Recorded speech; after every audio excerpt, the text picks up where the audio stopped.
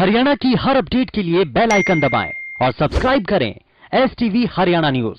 इसकी detailed analysis कर रही है जिससे कि आगे की कार्यवाही तय कर सके। IMCT ने पाया कि प्रशासन एक्सटेंसिव टेस्टिंग कर रही है जिससे कि कोविड प्लस केसेस की पहचान आरंभिक चरण ही में हो जाए। सूरत नगर निगम का वॉर रूम और एक स्पेशल टीम ऑफ डॉक्टर्स इसी काम में जुटे हुए हैं। IMCT ने hospitals, containment zones, testing facilities इत्यादि का भी दौरा किया। उन्होंने पाया कि अधिकांशतः लॉकडाउन के नियमों का पालन हो रहा है। पुलिस नाकाबंदी और पिकेट्स के अलावा मॉडर्न टेक्नोलॉजी जैसे कि ड्रोन्स और CCTV का भी प्रयोग कर रही है जिससे कि लॉकडाउन का अनुपालन हो। परंतु कुछ अंदरूनी गलियों में लॉकडाउन का नियमों का उल्लंघन ना हो, इसके लिए उन्होंने प्रशासन को सुझाव दिया कि और सख्त कदम उठाने की जरूरत है। सूरत में प्रवासी श्रमिकों के लिए प्रशासन, NGOs और इंडस्ट्रीज ने मिलकर फूड पैकेट्स और राशन किट्स का इंतजाम किया है। यह प्रशंसनीय है कि वितरण के समय सभी सोशल डिस्टेंसिंग के प्रोटोकॉल का बहुत अच्छी तरह अनुपालन करते हैं। IMCT ने प्रशासन को सुझाव दिया है कि श्रमिकों के साथ कोविड-19 के बारे में जो जानकारी है उसको उन्हीं की भाषा में साझा करें।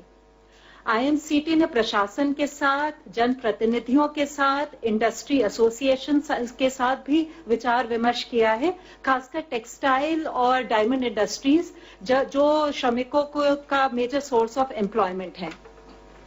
ज्यादातर श्रमिकों को पिछले महीने की तनख्वाह प्राप्त हो चुकी है। IMCT ने प्रशासन को सुझाव दिया है कि भविष्य में क्या कदम उठाए जाएं, इसके बारे में भी वो योजना बनाएं। जो हमारी IMCT अहमदाबाद गई है उसने वहां पे हॉस्पिटल का, केयर सेंटर का, ब्लड डोनेशन कैंप का, शेल्टर होम्स का, प्राइमरी हेल्थ सेंटर इत्यादि का दौरा किया है। उन्होंने जो हाईवेज पर चेक पॉइंट्स लगे हुए हैं और जो क्वारंटाइन क्लस्टर्स के एंट्री पॉइंट्स हैं उनका भी मुआयना किया। उन्होंने पाया कि क्वारंटाइन क्लस्टर्स के जो एंट्री पॉइंट्स हैं उसमें पुलिस और मेडिकल टीम्स की जॉइंट व्यवस्था है। टीम ने विभिन्न स्टेक होल्डर्स के साथ भी विचार विमर्श किया। सिविल हॉस्पिटल के विजिट के दौरान उन्होंने पेशेंट्स के रिश्तेदारों के साथ बातचीत की। अस्पताल की सुविधाएं संतोषजनक पाई गई। मरीजों के रिश्तेदारों ने भी उन्हें बताया कि वे सुविधाओं से संतुष्ट हैं। उन्होंने केयर सेंटर का भी दौरा किया और पाया कि वहां पे पर्याप्त क्षमता है और जिन मरीजों में कोविड के लक्षण दिखाई पड़ते हैं, आवश्यकता पड़ने पर डेडिकेटेड कोविड हॉस्पिटल में पहुंचाने की उनके पास अच्छी व्यवस्था है। अभी तक 19-20 मरीजों को वहां पे शिफ्ट किया गया है। यहाँ भी सुविधाएं संतोषजनक है।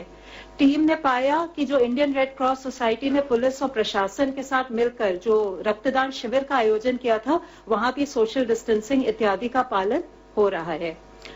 सर्वेलेंस और वल्नरेबल पॉपुलेशन की पहचान के लिए प्रशासन ने काफी कदम उठाए हैं। उन्होंने हाउस टू हाउस सर्वे किया है, इलेक्टोरल रोल का डेटा यूज किया, प्रोजेक्ट लाइफलाइन का डेटा, निक्षय का डेटा, टेको प्लस डेटा इत्यादि के माध्यम से उन्होंने वल्नरेबल लोगों की पहचान की है और उनकी टेस्टिंग चल रही है। प्राइमरी हेल्थ सेंटर के कैंप में उन्होंने एक मोबाइल टेस्टिंग वैन को भी देखा जिसको लोकल री इंजीनियरिंग से बनाया गया है और ये काफी लाभदायक सिद्ध हुई है और मेडिकल टीम के लिए भी सुरक्षित है। IMCT ने सुझाव दिया है कि राज्य सरकार केंद्रीय सरकार की सहायता लेकर सरदार वल्लभ भाई पटेल अस्पताल में एक मल्टी डिसिप्लिनरी रिसर्च यूनिट की स्थापना करे, जहां उपकरणों की कोविड टेस्टिंग के लिए फैसिलिटीज डेवलप की जा सकती हैं। IMCT ने पाया कि लॉकडाउन का सख्ती से अनुपालन हो रहा है। पुलिस ने काफी इनोवेटिव सॉल्यूशंस यूज किए हैं जैसे कि ड्रोन्स और जिससे कि सोशल डिस्टेंसिंग का उल्लंघन ना हो। उन्होंने काथवाड़ा और नरोड़ा के शेल्टर होम्स का दौरा किया। चूंकि प्रशासन ने करीब ऐसे 33 शेल्टर होम्स बनाए हैं, उन्होंने ये भी सुझाव दिया कि जितने जो श्रमिक हैं उनको इस तरह 33 शेल्टर होम्स में बांटा जाए जिससे कि सोशल डिस्टेंसिंग अधिकतम हो पाए। यहाँ सारे शेल्टर होम्स में सुविधाएं अच्छी उपलब्ध थी और योगा और अन्य एंटरटेनमेंट की भी सुविधाएं थी। एक अनूठा उन्होंने प्रयोग पाया अहमदाबाद में, जो ग्रामीण एरिया है वहां हर ग्राम पंचायत में एक ग्राम योद्धा समिति का गठन किया गया है। ग्राम योद्धा समिति में सरपंच है, विलेज हेडमैन है, हेल्थ वर्कर है, हेडमास्टर है, तलाटी इत्यादि हैं। ये समिति जो है लॉकडाउन का पालन करते हुए गांव में राशन, सब्जी, दवाइयां इत्यादि को डोर स्टेप पे डिलीवर करती है। इसके अलावा वो आवाजाही पे और लॉकडाउन के नियमों के पालन पर भी नजर रखती है।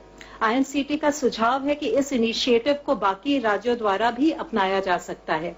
आईएनसीटी ने यह भी पाया कि जो सनंद इंडस्ट्रियल बेस है वहां पे फार्मा इंडस्ट्रीज चालू हैं और अब ऑटोमोबाइल यूनिट्स भी चालू हो गई हैं जो करीब 50% क्षमता पर काम कर रही हैं और 50,000 में से करीब 30,000 मजदूर काम पर वापस आ चुके हैं।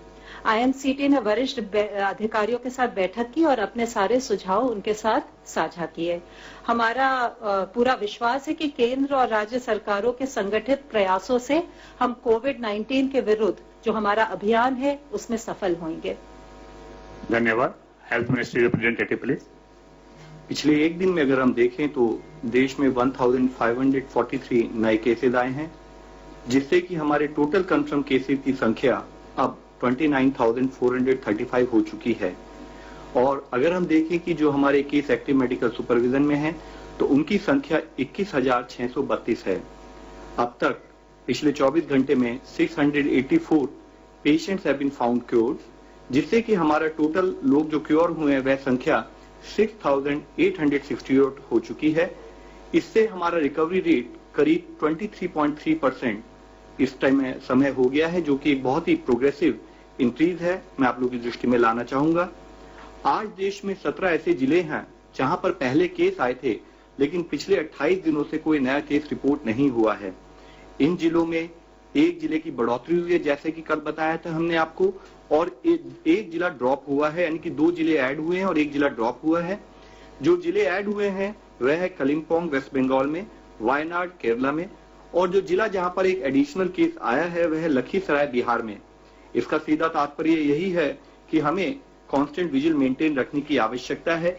किसी भी जिले में, किसी भी स्टेट में जब हम कार्य करें तो वहां पर किसी भी तरह की रिलैक्सेशन ना हो। आज माननीय स्वास्थ्य मंत्री जी ने वीडियो कॉन्फ्रेंस के द्वारा डिपार्टमेंट ऑफ बायोटेक्नोलॉजी और उनके 18 ऑटोनोमस बॉडीज और साथ में उनसे संबंधित पीएसयूज के डायरेक्टर्स के साथ रिसर्च के बारे में समीक्षा की। उन्होंने मेक इन इंडिया के तहत antibody detection kits, real time PCR based detection kits और कोविड-19 के लिए वैक्सीन के डेवलपमेंट को फास्ट ट्रैक करने के लिए कहा।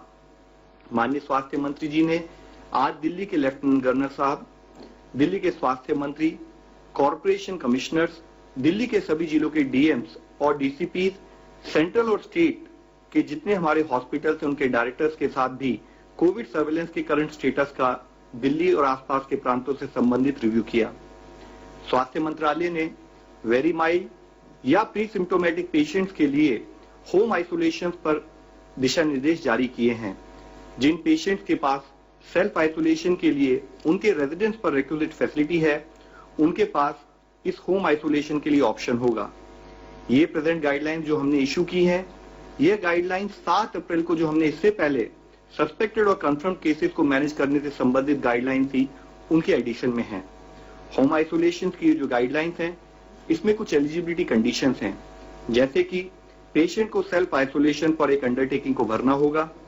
मेडिकल ऑफिसर द्वारा व्यक्ति को क्लिनिकली या तो वेरी माइल्ड केस या प्री सिम्टोमेटिक केस डायग्नोज करना होगा।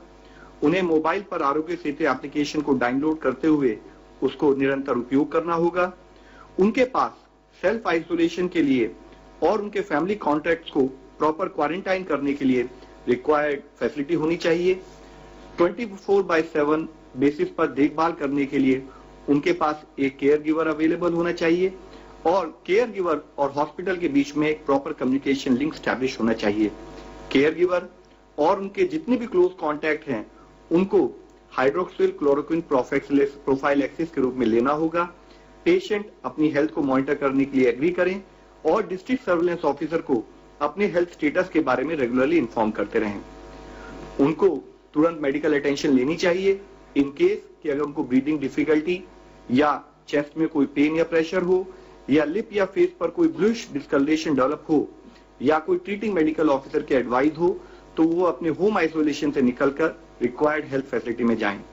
होम आइसोलेशन जब तक कि क्लिनिकल सिम्टम रिजॉल्व ना हो जाए या साथ में टेस्टिंग के द्वारा वह पेशेंट नेगेटिव ना पाया जाए, तब तक कंटिन्यू करना होगा। इसके लिए बहुत जरूरी है कि पेशेंट जब अपने घर पर रहें तो पेशेंट हर समय ट्रिपल लेयर मेडिकल मास्क का उपयोग करे, एक आइडेंटिफाइड रूम में ही रहें और घर के अन्य लोगों से दूर रहें, विशेषकर बुजुर्गों से या उन लोगों से जिनको कोई मॉर्बिड कंडीशन है, जैसे हाइपरटेंशन, कार्डियोवास्कुलर डिजीज या रीनल डिजीज एक्सेट्रा। वह घर के अन्य लोगों से कोई अपना पर्सनल आइटम शेयर न करें और जिन सरफेसेस पर हम ज्यादातर टच करते रहते हैं उनको रेगुलरली क्लीन करते रहें। साथ ही जैसे कि अभी कहा है कि उनको ध्यान रखने के लिए केयर गिवर होना चाहिए। वह केयर गिवर भी जब उनकी देखभाल करे तब एक ट्रिपल लेयर मास्क का इस्तेमाल करे। पेशेंट के बॉडी फ्लूइड के साथ उस केयर गिवर का कोई डायरेक्ट कांटेक्ट ना हो, विशेष रूप से ओरल या रेस्पिरेटरी सिक्रीशन, और पेशेंट को संभालते समय केयर गिवर को डिस्पोजेबल ग्लव्स का उपयोग करना चाहिए।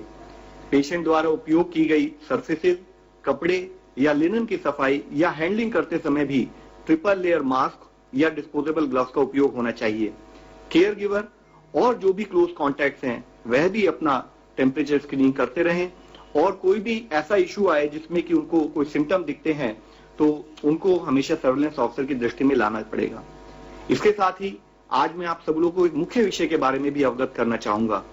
आई would like to mention about the plasma therapy for कोविड-19 which has been taught about of late. इस पर काफी चर्चा हो रही है।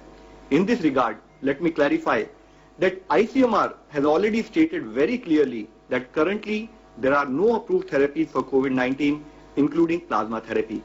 मैं फिर से आप लोगों की दृष्टि में लाना चाहूंगा कि कोविड-19 के लिए आज देश में क्या दुनिया भर में भी कोई अप्रूव्ड थेरेपी नहीं है, and plasma therapy is one of the therapy which is being experimented with. However so far there is no evidence to support it as a treatment. यह अभी भी एक्सपेरिमेंटल स्टेज पर है। इसका कोई एविडेंस नहीं है कि इसको ट्रीटमेंट के रूप में इस्तेमाल किया जा सकता है। यूएस FDA ने भी इसे एक एक्सपेरिमेंटल थेरेपी के रूप में ही देखा है। ICMR ने एक नेशनल स्टडी को लॉन्च किया है ताकि वह इस थेरेपी की एफिकेसी के बारे में स्टडी कर सके। इसलिए इस विषय में यह क्लैरिफाई करना बहुत जरूरी है, अति आवश्यक है कि जब तक कि ICMR अपनी स्टडी को कंक्लूड ना कर ले, रोबस्ट साइंटिफिक प्रूफ अवेलेबल ना हो, तब तक इस थेरेपी को केवल हम या तो रिसर्च या ट्रायल पर्पस के लिए ही उपयोग करें। इनफैक्ट जो प्लाज्मा थेरेपी है, अगर इसको हम प्रॉपर तरीके से प्रॉपर गाइडलाइंस के तहत इस्तेमाल ना करें तो इससे लाइफ थ्रेटनिंग कॉम्प्लिकेशंस भी हो सकती हैं। जब तक यह थेरेपी प्रॉपरली अप्रूव नहीं है या इसकी इफेक्टिवनेस सिद्ध नहीं हुई है, तब तक इसके बारे में किसी भी तरह का दावा किसी भी स्थाई पर करा जाना बिल्कुल अनुचित है। ICMR की स्टडी के बारे में कहीं भी इस प्रकार का प्रयोग पूरी तरह से इलीगल है, और दूसरी तरफ पेशेंट की जान को इससे खतरा भी उत्पन्न हो सकता है। इस संबंध में ICMR ने डिटेल्ड गाइडलाइंस पहले से ही जारी भी की हुई हैं। साथ ही मैं आप लोगों की दृष्टि में एक पॉजिटिव न्यूज ये भी लाना चाहूंगा कि अगर हम दुनिया के 20 देश जहां पर कि अब तक मैक्सिमम केसेस WHO के रिकॉर्ड के हिसाब से अभी तक आए हैं, उनको अगर हम नोट करें तो उनकी पॉपुलेशन, उनकी जनसंख्या करीब हमारे देश की जनसंख्या के बराबर होती है।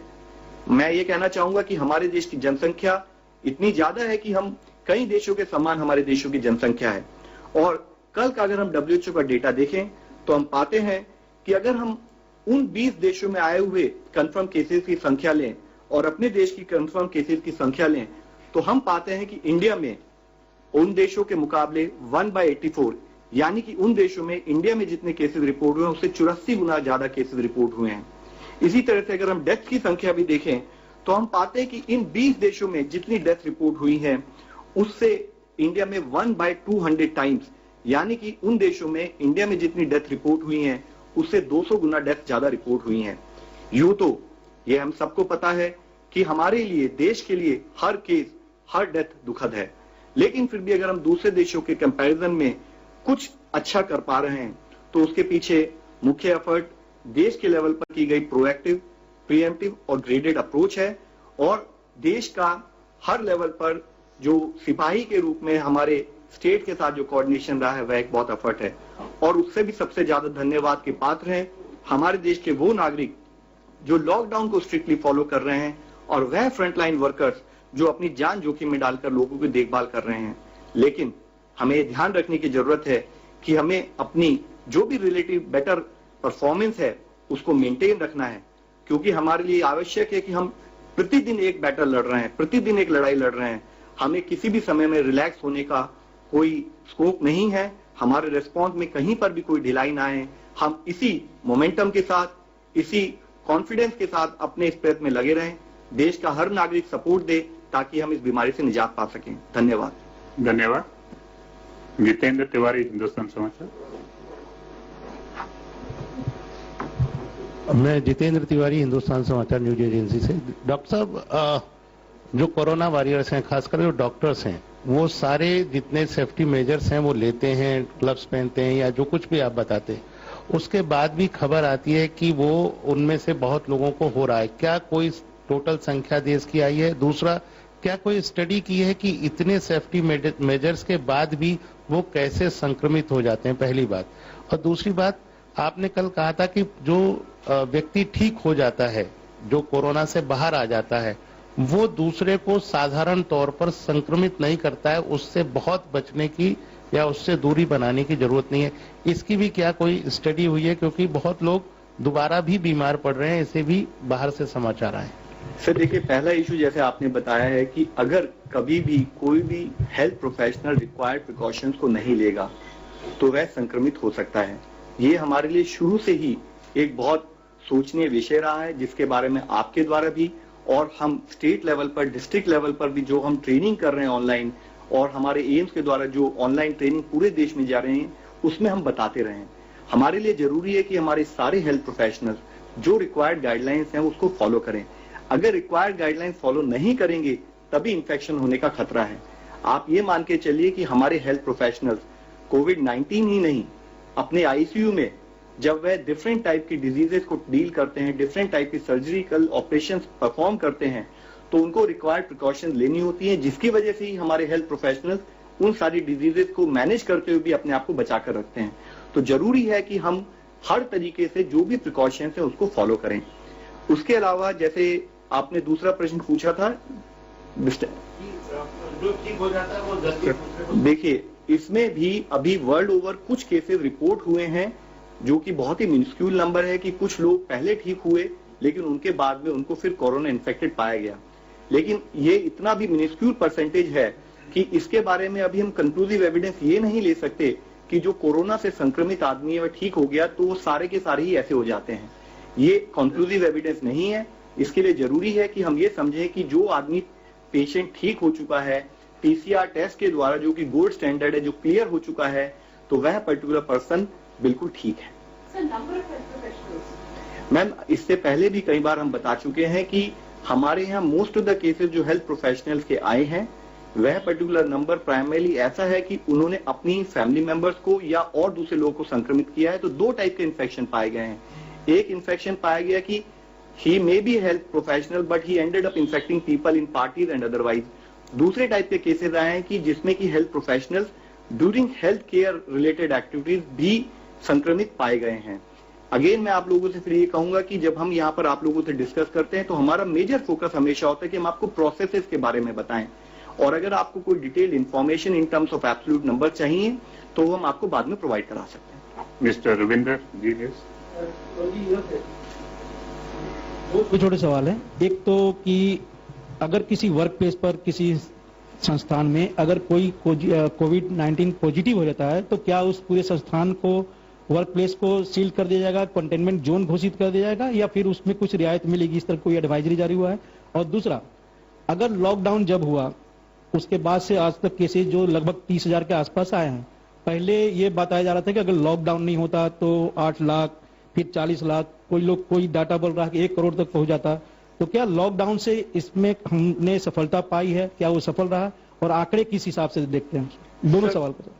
पहले सवाल के बारे में जैसे आपने बताया, कुछ दिनों पहले हमने इस पर डिटेल चर्चा की थी कि अगर किसी पर्टिकुलर नॉन कोविड हॉस्पिटल में भी कोई पेशेंट कोविड में पाया जाता है या पर्टिकुलर लोकेशन पर कि अगर कोई हमारा हेल्थ प्रोफेशनल उस पर्टिकुलर फैसिलिटी में इन्फेक्ट होता है, तब आप लोगों की दृष्टि में हम लाए थे कि मुख्यतः वहां पर अगर आप प्रॉपर डिसइंफेक्शन करें तो आप उस पर्टिकुलर फैसिलिटी को यूज कर सकते हैं। Same process would be applicable to all other locations कि जहां पर अगर कोई कोविड पेशेंट पाया जाता है किसी पर्टिकुलर लोकेशन में, किसी पर्टिकुलर बिल्डिंग में, रिक्वायर्ड डिसइंफेक्शन प्रोसेस को फॉलो किया जाए और उसके फॉलो करने के बाद उस बिल्डिंग को आप यूज कर सकते हैं। रिगार्डिंग लॉकडाउन, आप लोगों की दृष्टि में मैं लाना चाहूंगा कि जो हमारा मेजर फोकस रहा है कि हम ये इंश्योर करें कि अगर कोई प्रोजेक्शन की जाए तो प्रोजेक्शन के पीछे मुख्य अंश ये होता है कि हम ये मालूम करते हैं, ये देखते हैं कि डेटा के हिसाब से कि हमारा आज का present growth rate of cases क्या है, और अगर हमारा वो present growth rate of cases है और हम उसी समान गति से आगे बढ़ते रहें तो हम कितने केसेस तक पहुंच रहे हैं, जो कि एक प्रोजेक्शन होती है। फिर हमारा दूसरा एफर्ट होता है कि अगर हम इस गति को कम करें तो उसके लिए हमें क्या क्या कार्य प्रणाली उसको फॉलो करना चाहिए। तो जैसे कि चाहे हम लॉकडाउन की बात करें, फिजिकल डिस्टेंसिंग के प्रमोशन की बात करें, साथ ही कंटेनमेंट एक्टिविटीज की बात करें, उसके द्वारा हम उस गति को भी धीमा करने का प्रयत्न करते हैं। और जिसके तहत ही आप पाते हैं कि हम लोगों ने आपको डेटा के द्वारा इससे पहले भी बताया है कि अगर कोई एक प्रोजेक्शन की गई हमारे लेवल पर उससे भी कम केसेस पाए गए। एक उदाहरण के रूप में मैं आपको बताना चाहूंगा कि अगर हमारा डबलिंग रेट यानी कि जितने दिनों में केसेस डबल होते हैं, लॉकडाउन से पहले करीब 3.4 के करीब जो होवर कर रहा था, आज वह करीब 10.2 है। यानी कि पहले 3-3.25 दिनों में जो केसेस डबल हो रहे थे, आज वो 10 दिन में डबल हो रहे हैं। एंड इसका मुख्य कारण जो हमेशा पड़ रहा है कि कैसे कंटेनमेंट पर फोकस करें, कैसे हम फिजिकल डिस्टेंसिंग और साथ में हम जो अपना लॉकडाउन से रिलेटेड एक्शन को कैसे इंप्लीमेंट करें। एक ऑनलाइन क्वेश्चन है, has the Agra model failed? Quarantine centers are not well functioning in Agra, so how do you rate it with your model? So let me first explain and request everyone, there is nothing called any model. There is nothing called an Agra model or nothing called a Bhilwara model, etc. What is very important for all of us to understand is what is our containment strategies. We have brought to your notice such good practices, such containment action at the field level, primarily to highlight कि वहां पर effort किए गए। लेकिन जब हमने आपको कभी भी किसी एक रिलेटिव सक्सेस के बारे में बताया तो उसके साथ ही एक और चीज हम हमेशा मुख्य रूप से आपसे कहते रहे हैं कि हम एक इन्फेक्शियस डिजीज से डील कर रहे हैं। हमारी एक दिन की चूक, हमारा एक दिन का लेस एफर्ट हमारे को उस सिचुएशन में फिर से ले जा सकता है कि हमारी जो सक्सेस है वो नॉन सक्सेस में कन्वर्ट हो जाए। तो हम आपके द्वारा एफर्ट ये करते हैं कि अगर कहीं पर अच्छा कार्य हुआ है जो कि देश की द्वारा दी गई कंटेनमेंट स्ट्रेटजी के तहत हुआ है, उस कार्य को आपके द्वारा बताया जाए। उसके द्वारा फील्ड स्थाई पर जो हमारे वर्कर दिन रात 24 घंटे काम कर रहे हैं और अब से नहीं पिछले 3-3.5 महीने से काम कर रहे हैं, उनको भी प्रोत्साहन मिले और सब लोग मिलकर एकजुट होकर कहें कि किसी भी तरीके से हमें इस बीमारी का इस देश से निर्मूल करना है। Mr. SM Ashif, Indeno. जी, हमारा सवाल ये है कि किट आने के बाद से पूरे देश में अब तक कितनी जांच हुई है? सर, आईसीएमआर का डेटा मैं इस टाइम नहीं लेके आया हूँ। आईसीएमआर के जो हमारे रिप्रेजेंटेटिव आते हैं वो जनरली आपको बताते रहते हैं। हाउएवर मेरी आपसे रिक्वेस्ट है, आईसीएमआर की वेबसाइट पर डिटेल डेटा अवेलेबल है। मेरी रिक्वेस्ट है कि जब भी कभी आप मेरे से कभी भी डेटा रिलेटेड प्रश्न पूछें तो हम सारा डेटा जो रेलेवेंट डेटा अपनी वेबसाइट पर प्रोवाइड कराते हैं, तो काइंडली आप उससे भी ले सकते हैं। Mr. Singhal. Yes. मेरा सवाल ये है कि मिनिस्ट्री से जानना चाहते हैं कि जूम मीटिंग को लेकर जो ऐप है उसको लेकर सरकार ने